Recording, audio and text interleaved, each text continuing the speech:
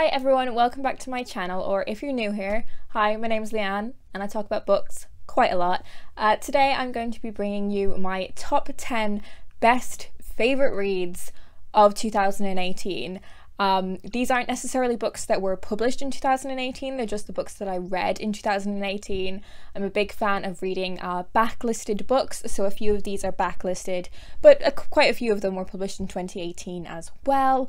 I'm not sure if I mentioned this in my previous video, my December reading wrap up, but I'm sorry for the really rubbish lighting. I'm filming at my mum's house at the moment, so the lighting isn't great here. I don't have my lights with me. But yeah, anyway, my best books of 2018. Before I get into the list, I do want to give a bit of an idea of what a best book means to me, what a favourite book is to me.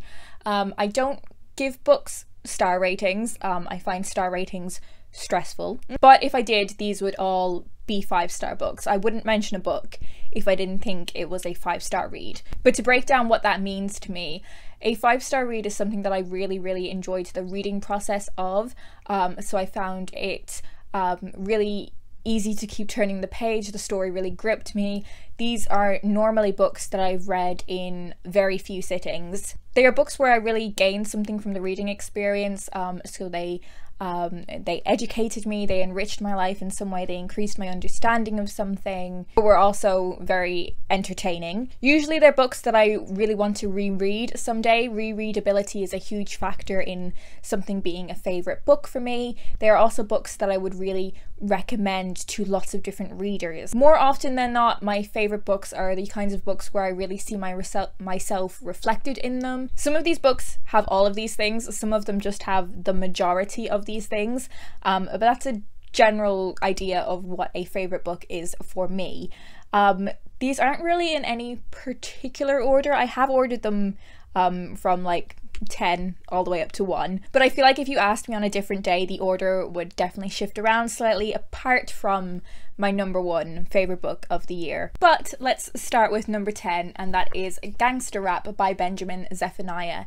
Now, I'd read quite a bit of this writer's poetry before, and I really enjoyed his poetry, but this is a YA novel, and it's a YA novel I've never read before. This is set in the UK and is about 3 young black teenagers, 3 boys. They're not really getting on very well at school. It's not really for them. It's not catering to their interests. And for this reason they end up in quite a lot of trouble. But they find themselves in a situation where they have an opportunity to really harness the talent and dedication they have for music and writing music. They're very talented musicians and they go on to have tremendous success because of that. But there are also a number of negative effects because of their success in this regard. They face a lot of racism and systemic racism. This book is about violence in black communities, and it's about how teenage black boys are treated and trialed like adults when they're not even grown. It does a really great job of presenting things like systemic racism, but not giving it a confusing terminology like that.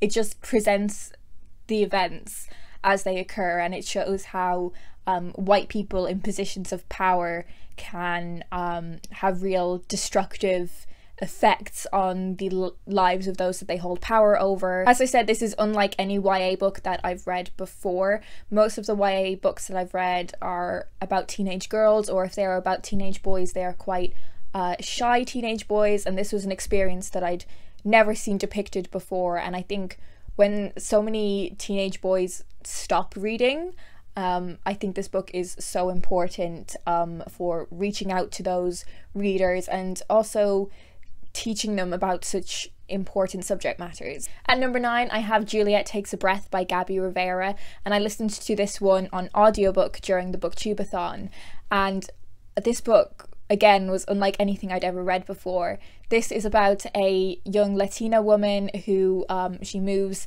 off to a new place in America. I can't remember where she moves to for university. That university, she encounters a lot of new experiences, people with different backgrounds and identities to her.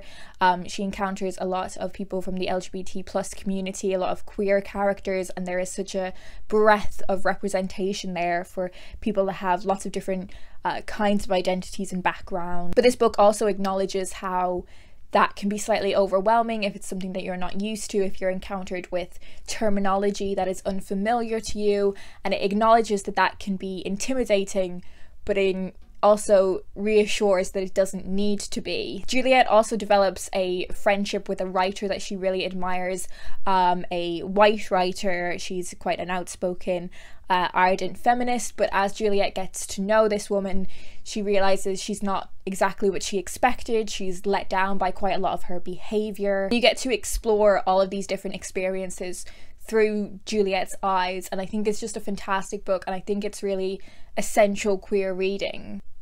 This next book stands out amongst the others on this list for two reasons. First of all, it is the only classic on this list, and second of all, it is the only book on this list that was also on my best books of the year so far video that I did halfway through the year. I definitely had a much better reading year in terms of, or much better reading period in the latter half of the year, at least in terms of like quality. But anyway, that book is Sense and Sensibility by Jane Austen. Over the past few years, I've been trying to read all of Jane Austen's books, and I finally completed that in December when I read Mansfield Park. But Sense and Sensibility, which I read over the summer, has definitely been my favourite, and this book really benefited from coming to me at exactly the right time. I found this a very emotional read, and I think maybe different readers wouldn't draw on that aspect so much, or if I'd read it at a different time I wouldn't have drawn that aspect as much. But I think that's one of the things that is so fascinating about literature, is how your perception of a book can be entirely altered by the experiences and the circumstances to which you come at it from, and I really needed this book when I read it. So this book follows two sisters, and the friendship and sense of sisterhood between the two of them is really at the core of this book. We have Eleanor, who is the more sensible one. She's the sense of the book's title. She is quite level-headed, she keeps her cards close to her chest, she doesn't really show that much emotion, she tries to be quite rational. And I like to think I'm like Eleanor, but I'm not at all. I am so Marianne, who is the other sister, who is a far more emotional and sensitive. She wears her emotions a lot more outwardly. She's a lot more impulsive and idealistic, and she is the sensibility of the title. And we follow these two sisters through heartbreak and overcoming that heartbreak and struggling with it in very different ways. But ultimately at the core of this book is the sisterhood between them and how important that is. I think the true sign of a classic novel is when its themes remain relevant even today, even hundreds of years later, and that is definitely true for Sense and Sensibility. I connected with Marianne in particular so strongly. I saw so much of what I was experiencing at the time I read this reflected in Marianne. I think this book will always hold a very special place in my heart because of that. Next, we have a poetry collection. We have A Recipe for Sorcery by Vanessa Casul, and this is published by Burning Eye Books, who publish poetry collections from spoken word or slam poets, people who have that kind of background. Recipe for Sorcery depicts womanhood, but particularly womanhood of a woman of colour. She's very quick and witty, and she has a fantastic turn of phrase, and obviously her writing style is very much that of a slam poet. It's very clever, funny, it's quite rhyme heavy. She deals with a lot of serious topics. There are poems about sexual experiences in there. There are political poems about how society treats women and how women treat each other. It's a really, really fantastic collection, and I'd highly recommend it, as I would with the next book on this list, which is also a poetry collection, and it is She Must Be Mad by Charlie Cox. This is definitely my favourite poetry collection of the year. It's one that I really connected with personally. Again, in this one we have a lot of depiction of womanhood, of sexual experiences, and we also have depictions of mental health struggles in here, particularly anxiety, which is something that I really connected to. The poem I Only Wanted Toast, it's called something like that. All I wanted was some toast. I think it's just a fantastic and really poignant depiction of what it's like to live with anxiety. I think it really encapsulates what it's like to be a young woman in this day and age, and the very particular struggles that come with that. I think it's a fantastic depiction of someone coming of age. This is Charlie's debut poetry collection, and I'm so impressed and pretty envious, and I'm really looking forward to reading anything and everything that she publishes in the future. It is getting darker and darker, so I really need to get a wiggle on with this. The next book on my list is Maybe in Another Life by Taylor Jenkins Reid. I read quite a few Taylor Jenkins Reid novels this year, and I knew I definitely wanted to include one of them on this list, but I wasn't sure which one. And I think I had a lot of very personal connections with some of the novels that I'd read from her, and I think this novel was the one that objectively I thought was the best one. So Maybe in Another Life follows a young woman who's at a bit of a crossroads in her life. She doesn't really know what she's doing, kind of where she wants to live, what she wants to do with her career, and she goes on a night out with her best friend, and she bumps into her ex-boyfriend while they are out. And at the end of the night, she is faced with the decision of, does she go home with her best mate and forget about the ex-boyfriend, or does she go to him? And the remainder of the novel follows two different timelines. It branches off and follows what would have happened to the protagonist if she had made either decision, if she had gone with her best friend or the ex-boyfriend, and how her life would have diverged in those different circumstances. Ultimately, this book is about exploring that idea of if you make a decision, there's someone in like an alternate universe that has made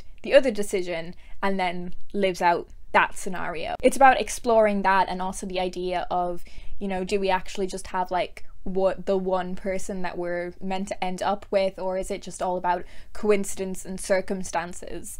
And as someone who spent a lot of the latter half of 2018 thinking about what romantic relationships are and what makes them functional, I found the ideas explored in this so interesting. And as with all of Taylor Jenkins Reid's books, I found her characters really believable. You understand the decisions that they make, you understand when they say things that are slightly questionable. A lot of her characters are very witty and make very keen observations, and she's a writer who I will read whatever she publishes. The Seven Husbands of Evelyn Hugo is probably the novel that she's most well known for, and I think is going to be on a lot of other people's top books of the year videos, but I haven't read that one yet, but I will be sure to in 2019. I'm really looking forward to it. The next book on this list is Almost Love by Louise O'Neill, which if you've been around this channel before, you will not be surprised by. Louise O'Neill is, I was going to say she's probably one of my favourite authors, but she is my favourite author. I've read her YA novels before and loved them. This was her adult fiction debut, and I adored this book, and I think it's the book on this list that I'm probably most keen to reread. But this story follows a young woman named Sarah. Again, she's a character that doesn't really know what she's doing with her life, in terms of her relationships, in terms of her career. There's a lot of strain on her romantic relationships, and she has a very difficult relationship with her boyfriend's mother, who I don't think she gets mentioned enough, the mother. She's one of my favourite characters in this book. And we go back into Sarah's past, and we see that a lot of her behaviour is caused by a very difficult relationship that she had with a much older man. Sarah used to be an art teacher at quite a posh school, and she begins a sexual relationship with the father of one of her students, and there is just so many power imbalances in that relationship. There's the age gap between them, but there's also a financial difference. He's very wealthy, he's also very well known in the media. Essentially, this older man just really treats Sarah like shit, and it has a really massive effect on her. Sorry if the angles change, and it is just really, really dark now. But yeah, this older man just really treats Sarah terribly.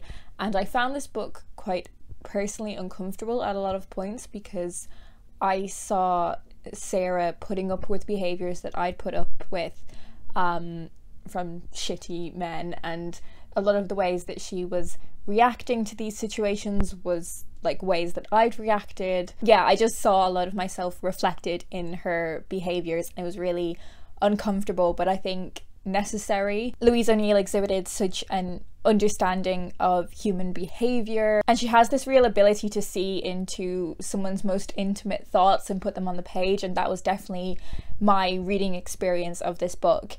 And yeah, this is one that I really want to reread. Next we have a work of non-fiction, and that is This Is Going to Hurt by Adam Kay. These are the diary entries of a former junior doctor where he is chronicling his experiences as having that role in the NHS in the UK. It looks at the horrific and harrowing experiences that he went through, and the end of this book, it leads up to the event that occurred that prompted him to leave this job. It looks at the immense strain that NHS workers are put under, the horrible circumstances that they are put through. This was another book that came to me at a really significant moment in my life. I read this in one singular setting. I absolutely inhaled this book, and I was someone who already had a huge amount of respect for healthcare workers, but this increased that dramatically.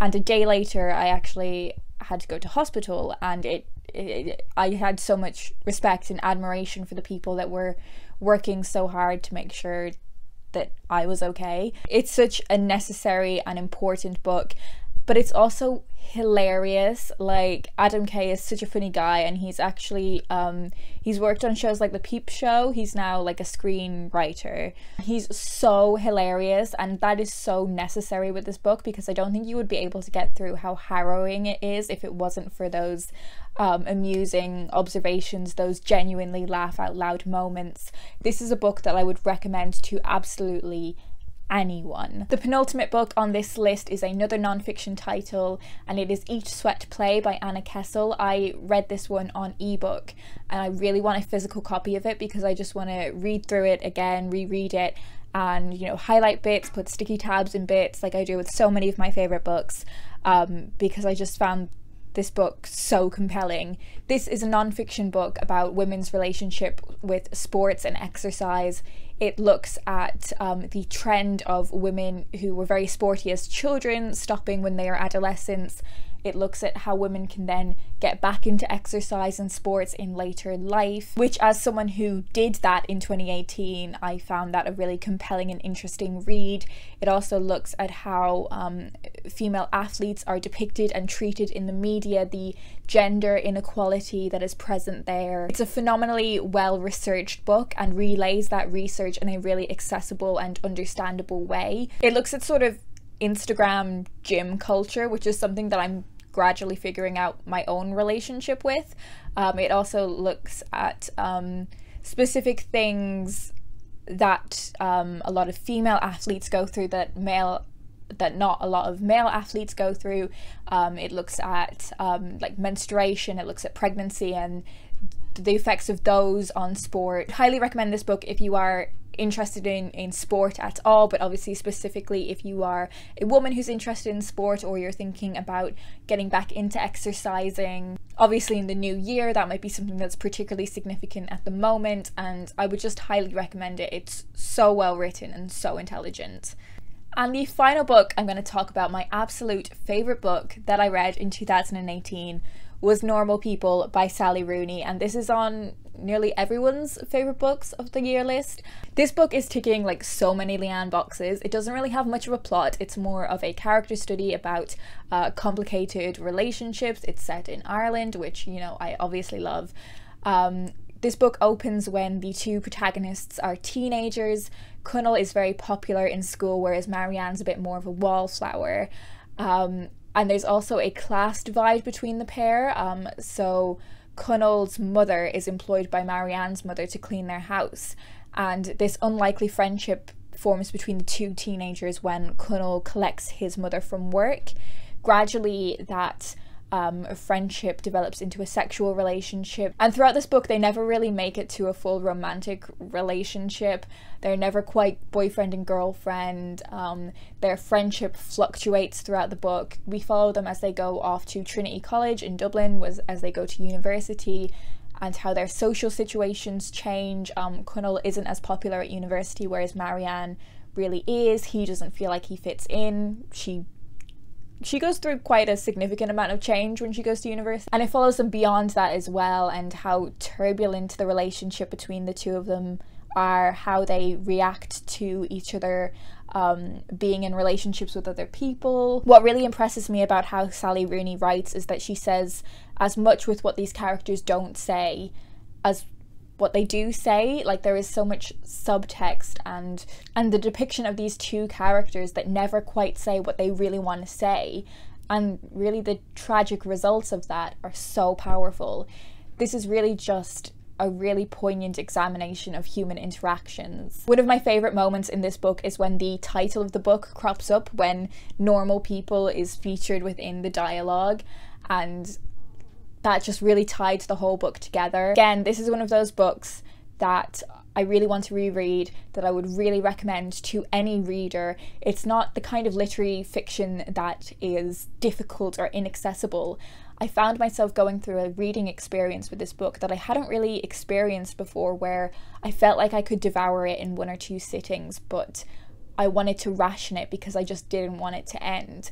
I'm definitely going to read the rest of Sally Rooney's writing. I have her previous novel Conversations with Friends on audiobook, and I also have a short story that she has written called Mr. Salary, so I'm definitely going to be reading those in 2019, and honestly, I wouldn't be surprised if Sally Rooney's name features on my favourite books of 2019 video. Like, I'm already making that prediction. They're it. They are my favourite, my best, whatever you want to call it, the top books that I read in 2018. Let me know down below what your favourite book of the year was. I'd be really intrigued to know, and let me know if you've read any of these as well. I'd really love to hear your thoughts on them.